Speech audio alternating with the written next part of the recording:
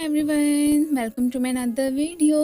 तो last part की starting में हम देखते हैं कि लाइट जाने की वजह से सारी जगह पे ही लोगों में भगदड़ मच गई होती है। कोई इधर जा रहा था तो कोई उधर। गलती से शैन से कोई बॉटल नीचे गिरते ही उसके टुकड़े टुकड़े हो जाते हैं। तो इससे पहले कि गिरने की वजह से शैन को कुछ चुभता, शाओ आग से हक कर लेता है। तो यहाँ पे मौजूद सारे पीसेस शैन को चुभने की बजाय उसे ही लग जाते हैं। फिर धीरे से वो तो साइड पे ही हो गया था। इतने में लाइट में अब उसे अपने फ्रेंड का हाथ ही दिखाई देता है। ये थोड़ी सी अपसेट के मैंने क्यों सोच लिया कि शाव ने मेरी जान बचाई है, हालांकि ऐसा कुछ भी नहीं है। उसे तो वो अपनी गर्लफ्रेंड के साथ वहां से जाते हुए ही देख लेती है। खैर अचानक उसका फ्रेंड इससे यही पूछने लगा था कि तुम तो ठीक हो ना, वो देखो उस बॉटल के पास ब्लड पड़ा है। अब यहाँ पे ये परेशान हो जाती है कि मैं तो ठीक हूँ पर इसका मतलब तुमने मेरी हेल्प नहीं की। सो वो वाकई में शाव था। तो अब ये जल्दी से उसके घर ही पहुंच आई थी। वहाँ अपनी फेवरेट बुक्स का ढेर लगा देख के शौक के मैंने तो इनकी कलेक्शन का जस्ट लूजी को ही बताया था। असो शाओ के पास ये क्या कर रही हैं? ओह तो यही जनाब वही हैं। अब इसके सामने वो लूजी का ही जिक्र करने लगती है कि वो अगर जिंदा होता तो मेरी फिक्र करता वगैरह वगैरह। अब इसके एक्सप्रेशन से उसे और यकीन हो जाता है कि यही लूजी है। अब ये जितना छुपा ले मुझे तो पता चल चुका है। वो टेरेस पे जाके वहां से कूदने की ट्राई करने लगती है कि अगर लूजी यहाँ पे हो तो वो कभी भी मुझे यहाँ से गिरने नहीं देगा। ये तो अब फौरन से उसे गिरने से बचा लेता है। अब तो वो फिर स्माइल ही करने लगी थी कि अब आई ना लाइन पे। बाकी का इसकी बॉडी पे लगे स्कार को भी देख लेती है कि इसी ने मेरी हेल्प की थी। उसने भी मान ही लिया था कि एक्चुअली में लूजी मैं ही हूँ। ये अब थोड़ी सी दुखी हो जाती है एंड फिर उसके वाउंड्स पे मेडिसिन ही लगाने लगी थी। शाओ से यही पूछने लगता है कि तुम्हारे दिल में मुझे लेके बहुत सारे क्वेश्चंस तो होंगे ही सही ना। तो वो कहती हैं कि हाँ हैं तो सही, पर मैं तुमसे बिल्कुल नहीं पूछूंगी जब तक तुम खुद मुझे वो सब बता नहीं देते। अगर नहीं बताना चाहते हो तो उससे भी मुझे कोई फ़र्क नहीं पड़ता, बेशक मुझे ना बताओ। बस मुझे अब कभी भी छोड़ के मत जाना। तुम्हें पता है तुम्हारे बिना मैंने बहुत ही मुश्किल वक्त गुजारा है। दोनों में अब चौंके पैचअप हो ही चुका था। तो ये उससे इसके बर्थ मार्क वाले स्कार का ही पूछने लगी थी। तो वो अब बता देता है कि मेरी जॉब ही ऐसी है कि उसमें इतने गहरे वाउंड्स को भी भरना कोई मुश्किल काम नहीं। अगले सीन में हमें फिर दो गर्ल्स को ही दिखाया जाता है जो कि शाओ और शैन के बारे में ही गॉसिप्स कर रही थी कि सुना है उसने शैन को अपने घर में कैद करके रखा है और उस पर बड़ा जुल्म करता है। अगली गर्ल तो फिर एकदम सरप्राइज रह जाती है कि क्या सच में, बट रियलिटी तो कुछ और ही थी। वो दोनों तो अपनी लाइफ में ही मगन होते हैं। वो कहते हैं ना कि आग लगे बस्ती में, हम दोनों अपनी मस्ती में। वेल ये दोनों राइटर्स थी तो शाओ और सैन की लाइफ पे स्टोरी लिखने का ही डिसाइड करती है। वो स्टोरी पढ़ के लड़का तो सैड के शाओ कितना जालिम किस्म का बंदा है, ये दोनों भी वो रीड करके अफसोस ही करने लगे थे, ये जाने बिना के असल में ये उन्हीं पे ही तो इन्होंने राइट की हुई है। अब जहाँ जहाँ जाने का भी इसका ड्रीम था वो उसे लेके जाता है। जो चंद दिन वेकेशंस के थे वो इसके साथ जी भर के स्पेंड करता है कि पता नहीं बाद में ये मोमेंट्स मिलके हम इंजॉय कर पाए या नहीं। अगले मिशन पे जाने के लिए वो काफ़ी अपसेट भी दिख रहा था। इसे गुड बाय कह ही रहा होता है कि तभी गाड़ी पर से सीनियर की डेड बॉडी देख के दोनों ही शॉक रह जाते हैं।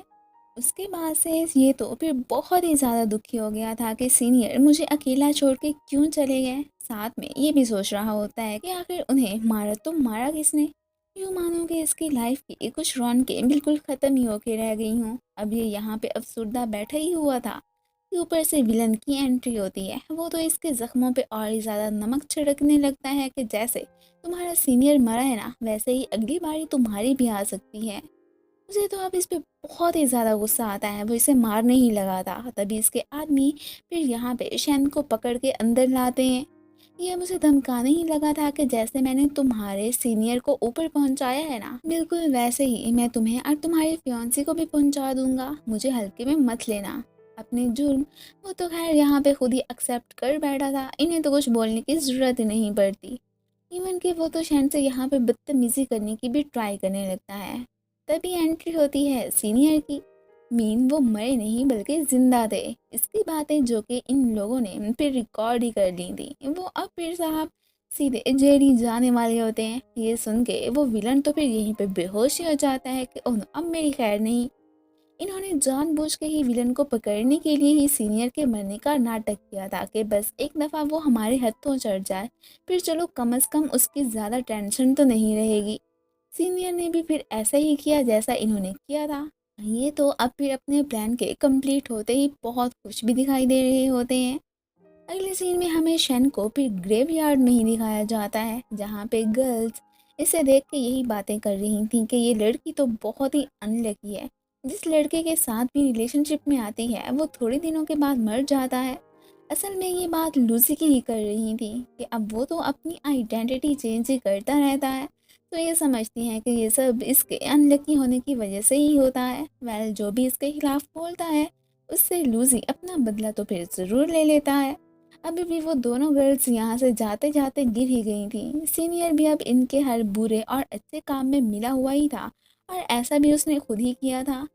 वो जो अभी चंद दिनों बाद ही इससे मिलने आया था, अचानक इसे बॉस की कॉल आ जाती है कि अब जो तुम्हें मिशन दिया जा रहा है वो पक्का लास्ट ही है। उनकी ये बात सुन के ये बहुत ही अपसेट हो गया था। वेल, थोड़ी देर के बाद इसने उस बारे में शैन को भी बता दिया था कि तुम बस मेरा वेट करना, न जाने कब मैं आऊँ। वो तो फिर हंसी खुशी सारी ज़िंदगी ही इसका इंतज़ार करने को तैयार थी कि मुझे तो ये बात बहुत ही अच्छी लगती है कि मेरे साथ साथ तुम और लोगों को भी प्रोटेक्ट करते हो। मैं तो कभी भी तुम्हें इस जॉब से नहीं रोकूंगी। वैसे भी हो सकता है वाकई में ये तुम्हारा लास्ट मिशन हो। वो तो फिर जाने से पहले यहाँ पे इसे हगी कर लेता है। दोनों खैर अपसेट तो थे, पर ये मोमेंट अपने साथ बहुत इंजॉय करते हैं। इसके साथ ही ये सीन कट, और आगे फिर हमें 3 साल बाद शन को मॉम के कहने पे ब्लाइंड डेट पे ही बैठे हुए दिखाया जाता है। ये यहाँ पे अगले पर्सन को साफ कह देती है कि मैं ऑलरेडी ही किसी को पसंद करती हूँ, पर ये ठरकी साहब को तो इस बात से कोई फ़र्क ही नहीं पड़ता था कि तुम्हारा फिगर बहुत अच्छा है, यही मेरे लिए काफ़ी है। इस बात से शैन को तो गुस्सा ही आ जाता है कि मेरी तरफ से तुम तो भाड़ में जाओ, मैं कभी भी तुमसे रिलेशनशिप में ना आऊँ। ये तो फिर उस पर गुस्सा करती वहाँ से जाने ही लगती है। अब ये साहब उसे रोकने की ट्राइयाँ ही करने लगे थे कि तभी किसी चीज़ से टकरा के वहीं पे ही गिर जाते हैं। एंड देन हमें पता चलता है कि इसे गिराने वाला कोई और नहीं बल्कि लूसी ही था। आज इसकी बर्थडे भी थी, सो ये बस फिर लूसी के आने का ही वेट कर रही होती है। और तभी अचानक जब इसकी नज़र विंडो के बाहर पड़ती है तो वहाँ पे लूसी को देख के ये तो बहुत ही ज़्यादा खुश हो गई थी, और जल्दी से फिर उससे मिलने के लिए बाहर ही आ जाती है। उसकी बर्थडे का सबसे बड़ा सरप्राइज तो वो खुद ही था। अब की बार वो अपना लास्ट मिशन कंप्लीट करके ही यहाँ पे आया होता है। सो शैन तो बहुत ही ज़्यादा खुश होती है कि फाइनली हम नॉर्मल लोगों की तरह ही अब अपनी लाइफ गुजार पाएंगे। इसी के साथ ही अब फिर इस ड्रामे की हैप्पी एंडिंग हो जाती है। Thanks for watching. So guys, आप लोगों को ये ड्रामा कैसा लगा मुझे कमेंट्स में ज़रूर बताइएगा। एंड अगर आप लोगों को मेरी वीडियो अच्छी लगती है तो प्लीज़ इसे लाइक शेयर एंड कमेंट भी कर दिया करें। साथ में इस चैनल को सब्सक्राइब करना मत भूलना। Thank you.